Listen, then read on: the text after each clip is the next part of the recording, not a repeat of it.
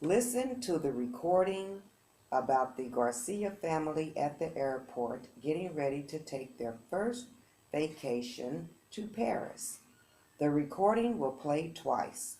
After listening for the second time, write the events on the calendar on the day they will occur. Use the questions below to post your answers. It's 8 a.m., 17 May, and Angelica is excitedly waiting as her husband drives them to the airport. They have been saving up for years to take this trip, and it's finally here. They are going to Paris. She has always wanted to see the Louvre, the Champs-Élysées, the Eiffel Tower, and Notre Dame. The plan is to see them on the second day of their arrival. All the sacrifice is going to be worth it. She's just a little stressed because the travel agent kept emphasizing the importance of getting to the airport at least 2 hours early. Their flight was scheduled to leave at 10 a.m., so they were cutting it close. Mrs. Garcia thinks to herself, by this time tomorrow, we will be eating chocolate-filled croissants and drinking coffee in a sidewalk cafe along the Seine River. Daniel had trouble finding a parking spot. He has already dropped Angelica, his wife, and their 2 children, Betsy and Joseph, off with their luggage. He did this so they could get in line for check-in. Angelica keeps harping. The travel agent said at least 2 hours early. Daniel knew they would have plenty of time. He asked to himself, how many people could afford a trip to Paris after all?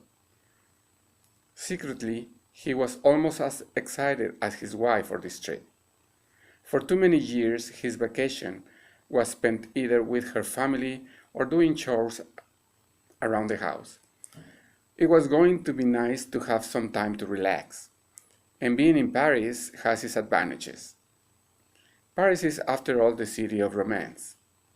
He was hoping this would be like a second honeymoon. The first one was not that special.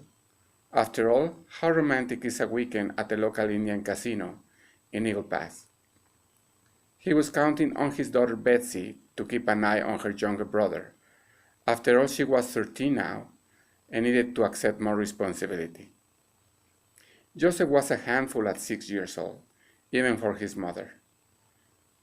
But Joseph seemed to truly look up to his sister and imitated everything she did.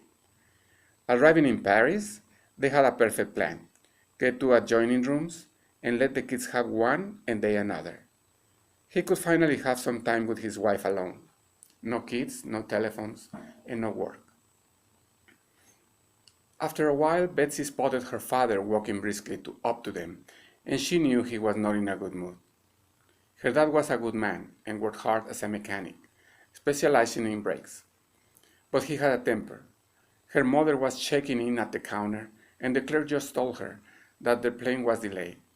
Their flight would be delayed 3 hours. Jeannie, the airline clerk, was doing her best to keep Mr. Garcia calm. He seemed unreasonable. It was not her fault the flight had been delayed. She thought to herself, why did he want to get on a flight where the crew might be too sleepy to fly safely? She considered offering the family an upgrade to first class to compensate for the inconvenience, but he seemed to be too angry. So instead, she offered meal tickets to get something to eat while they waited, and a couple of drink coupons to take the edge off the long flight. That seemed to do the trick. She was about to get him checked in for the Continental Airlines flight number CO250 and out in the air. All she had to do was make her way through the usually standard information. The flight would take 10 hours non-stop. There is a 7-hour time difference.